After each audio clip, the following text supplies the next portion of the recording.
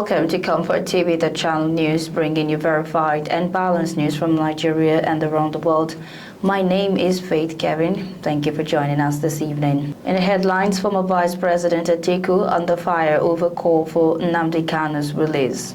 INEC defends 1.5 billion naira fee on FOI request for vote to register.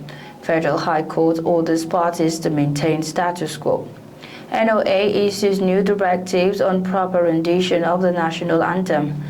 AGF Fagbemi says presidential prerogative of mercy is still undergoing review. Bayelsa Senator Benson Konbowei dumps PDP for APC.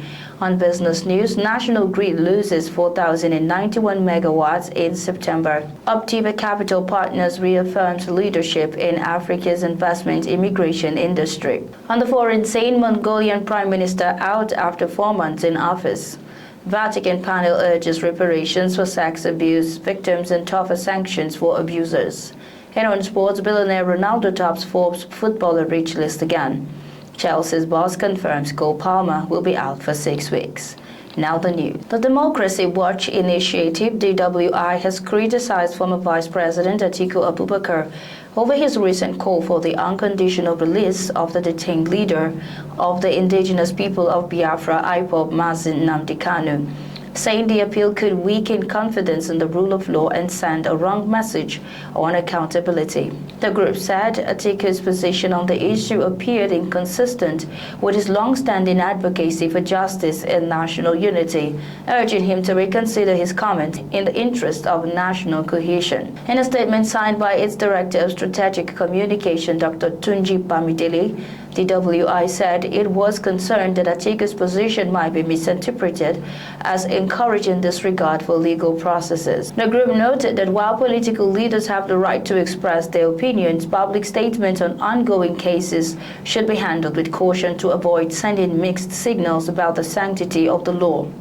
He said the organization's concern was to ensure that public discourse on sensitive national issues like Kanu's trial remain focused on due process and national stability.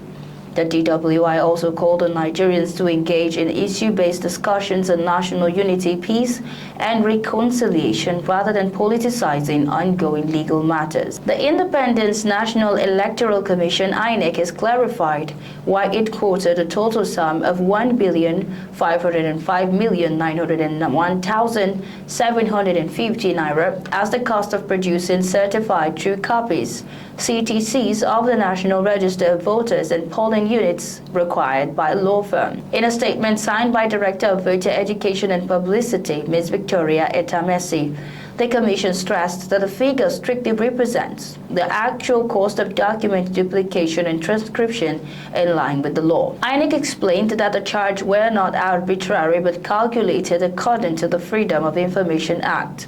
It added that the applicable charge is also derived from the electoral law in accordance with INEC's guidelines for the processing and issuance of certified true copies, CTC, of documents, which draws authority from Section 15 of the Electoral Act 2022. The applicable charge is 250 naira per page, it said. Providing a detailed breakdown, INEC disclosed that the National Register of Voters for the 36 states and the Federal Capital Territory contains 93,469,008 registered voters, with 16 voters listed per page amounting to 6,018,661 pages. In addition, the request for existing polling units across the country covering 176,848 polling units would require another 4,946 pages. INEC dismissed suggestions that the figure included hidden charges, assuring the public that the figure reflects only the actual cost of document duplication and transcription and does not include any other charges. Reaffirming its position, the Commission added that it remains committed to transparency, accountability, and the responsible management of public resources. A federal high court sitting in Abuja has ordered all the parties in the suit seeking to stop the planned convention of People's Democratic Party (PDP) to maintain the status quo pending the determination of the case. Justice James Omotosho warned that none of the parties should take any step that could jeopardize or render the subject matter of the litigation before the court nugatory. The order followed complaint by one of the lawyers to the PDP, Chris Uche-san, that his client was being held back by the suit. He applied for an accelerated hearing of the matter. Expressing the determination of the court to deliver its judgment before the end of the month, Justice Omotosho said he would not entertain delayed tactics from any of the parties. He subsequently slated Monday for definite hearing of the suit that was brought before the court by 3 aggrieved members of the party. The court okayed the matter for hearing after it confirmed that all the parties had been duty served with the relevant processes.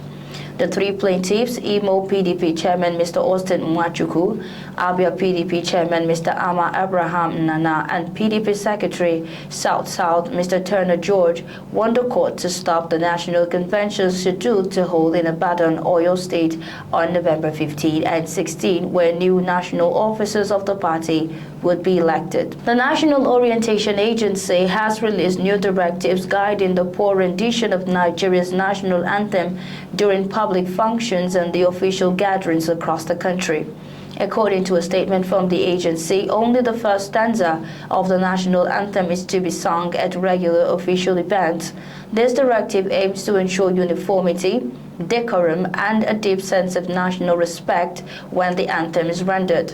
The NOA further emphasized in its 4-point guidelines that the 3rd stanza of the anthem shall henceforth serve as the national prayer to be recited or rendered solemnly at the beginning of official events, meetings, or public gatherings. This move, the agency explained, is to instill a renewed sense of patriotism, unity, and divine supplication for the nation in line with the spiritual and moral aspirations embedded in the anthem's lyrics.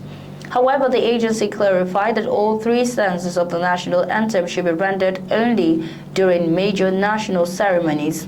This includes Independence Day celebrations, Oktoberfest, presidential inaugurations, Armed Forces Remembrance Day, Democracy Day, June 12, and the inauguration of the National Assembly. The statement reiterated that the national anthem remains a symbol of unity, identity, and shared heritage, and therefore must be treated with dignity, respect, and solemnity at all times.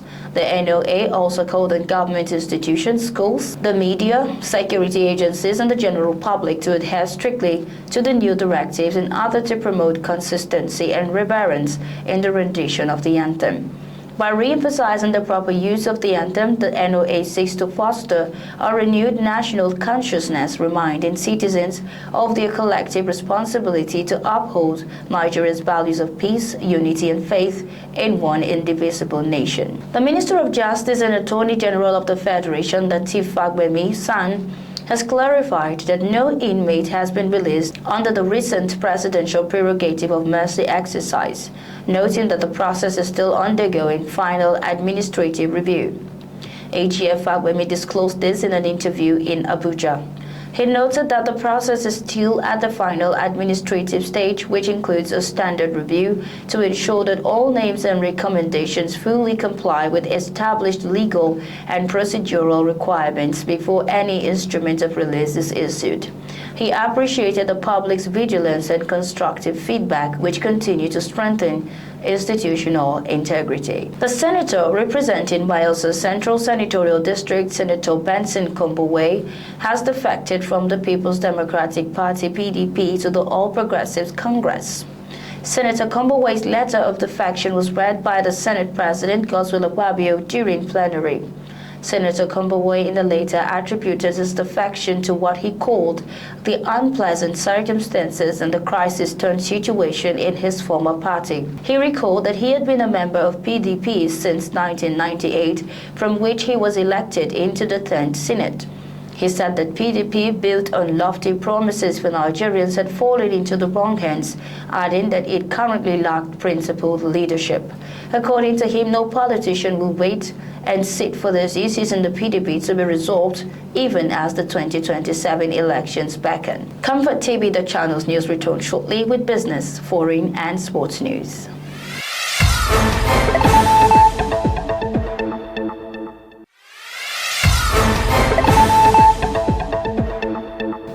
Many thanks for staying tuned. This is Comfort TV, the channel's news. On business news, despite huge resources sucked in the power sector over the years, Nigeria's national grid recorded a loss of 4,091 megawatts due to its undercapacity to wheel more from the generating company's GENCOs. This was revealed in the September 2025 operational performance fact sheet released by the Nigerian Electricity Regulatory Commission (NEC). According to the report, plant availability factor (PAF) stood at 38%. An average of 5,200 megawatts was available for dispatch out of 13,625 megawatts installed capacity. Average load factor, however, stood at 78%, indicating that 4,091 megawatts of available generation capacity was utilized. Top energy producers like Zungeru, Egbe, Kenji, and Jeba plants led generation performance, contributing significantly to total energy output. Meanwhile, to facilitate continuity of steady generation to feed the country, the federal government has taken a major step towards restoring financial stability and investor confidence in the electricity market, with the finalization of the implementation framework for the Presidential Power Sector Debt Reduction Plan. Approved by President Tinubu and endorsed by the Federal Executive Council (FEC) in August 2025, the plan authorizes the issuance of 4 trillion naira in government-backed bonds to settle verified arrears owed to generation companies and gas suppliers. Commenting, Special Advisor to the President on Energy, Mrs. Olu Verhejan, said the focus is on creating the right conditions for investment, from modernizing the grid and improving distribution to scaling embedded generation. She said that by closing metering gaps, aligning tariffs with efficient costs, improving subsidy targeting to support the poor and vulnerable, and restoring regulatory trust, Nigeria shifts from crisis response to sustained delivery, building the confidence needed to attract large-scale private capital. Chairman of Optiva Capital Partners, Mr. Franklin Nechi, has reaffirmed the company's unmatched leadership in the fast-growing global migration and investment immigration industry, describing Optiva as the bridge that connects African potential to global possibilities. Speaking at an interactive media session with select business editors in Lagos, Mr. Nechi noted that the demand for second citizenship and residency by investment programs has become a defining trend in global wealth management, transforming from a privilege of the few into a strategic necessity for high net worth individuals, HNIs, and professionals, particularly across Nigeria and Africa.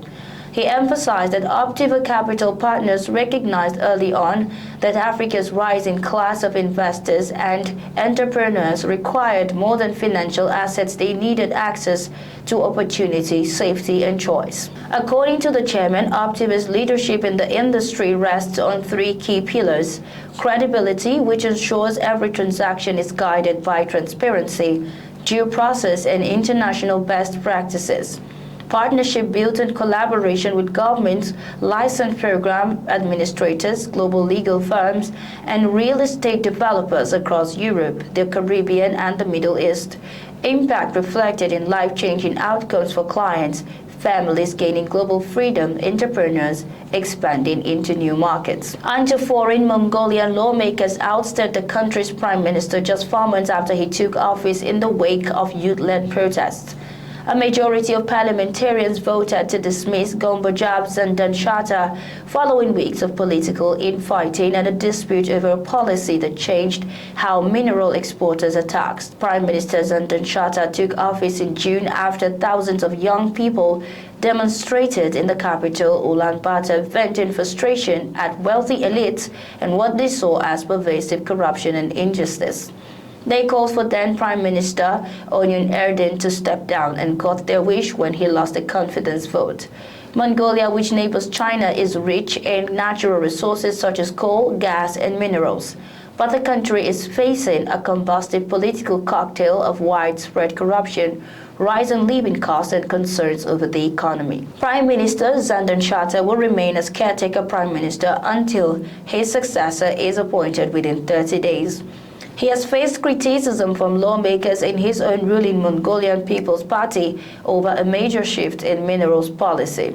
Starting this month, exporters were to pay royalties based on domestic stock prices rather than international benchmarks used since 2021, which lawmakers warned could hurt the national budget. Still on the foreign scene, the Vatican's top advisory body on child protection has renewed its call for justice and accountability within the Catholic Church, declaring that the institution has a moral responsibility to help victims of clergy sexual abuse heal from the deep wounds caused by its own members. The Pontifical Commission for the Protection of Minors said that financial reparations for survivors and tougher sanctions against both abusers and those who protected them are essential steps towards restoring trust and moral credibility in the Church.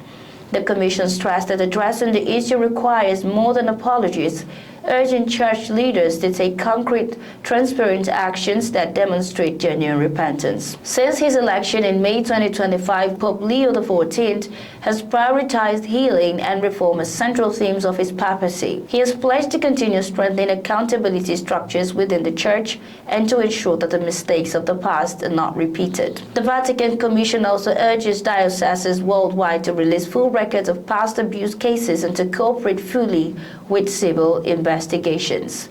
The Commission's statement is expected to guide upcoming church discussions on safeguarding and justice reforms.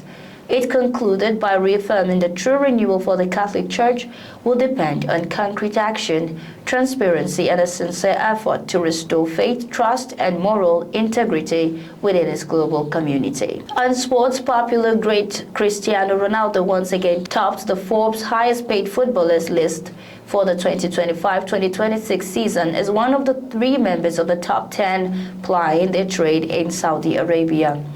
It is the 6th time in the last decade that Ronaldo has topped the Forbes list and comes just over a week after Bloomberg announced that the 40-year-old had become football's first billionaire. With on and off-field earnings of an estimated $280 million, Al Nassr's Ronaldo will earn more than double that of second-place rival Lionel Messi, whose $130 million estimate is made up of more off-field earnings than those from playing for his American club Inter Miami. Next up is French former Ballon d'Or winner Karim Benzema, who earns $104 million a year thanks to his huge contract at Saudi's Al Ittihad.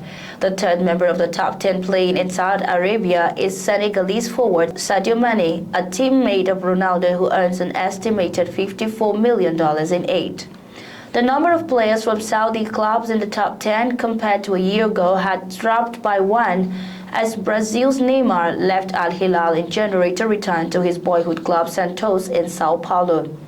He had been third on the list with $110 million in 2024 to 2025, but now apparently earns a paltry $38 million, mostly from off-field contracts. Despite the power and wealth of the English Premier League, whose clubs spent a record of £2.6 billion, equaling $3.5 billion on transfers in the summer window, only 2 players from that competition make the top 10, with Manchester City's Erling Haaland 5th and Liverpool's Mohamed Salah 7th. But it is Spain's La Liga that has the most representatives in the top 10, including 3 Real Madrid players in Kylian Mbappe 4th, Vinicius Jr. 6th, and Jude Bellingham 9th. While the 4th player from Spain is Barcelona's teenage starlet Lamine Yamal, who is 10th with $43 million.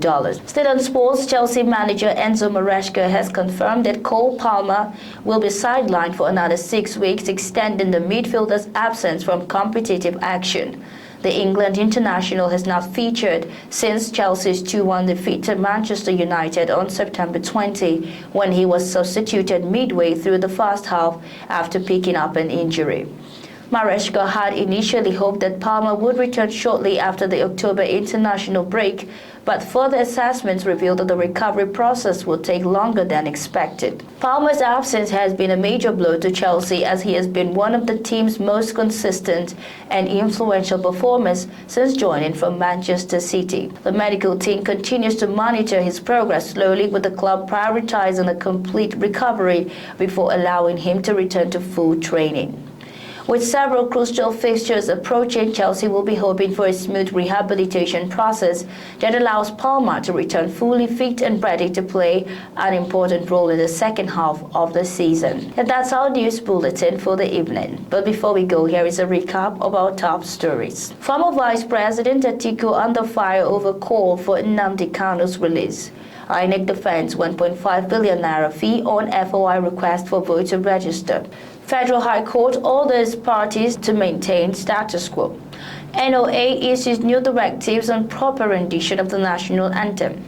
AGF Fagbemi says presidential prerogative of mercy is still undergoing review. Bayelsa Senator Benson Konbowei dumps PDP for APC. On business, National Grid loses 4,091 megawatts in September. Foreign, Mongolian Prime Minister out after 4 months in office. On sports, billionaire Ronaldo tops Forbes footballer rich list again. Thanks for watching. For breaking news, exclusive interviews and more, follow us online at ComfortTV.channel on all platforms. Remember to like and share our videos, subscribe to our channel, and click on the notification bell so you don't miss out on any updates. My name is Faith Kevin. Until next time, stay informed, stay connected.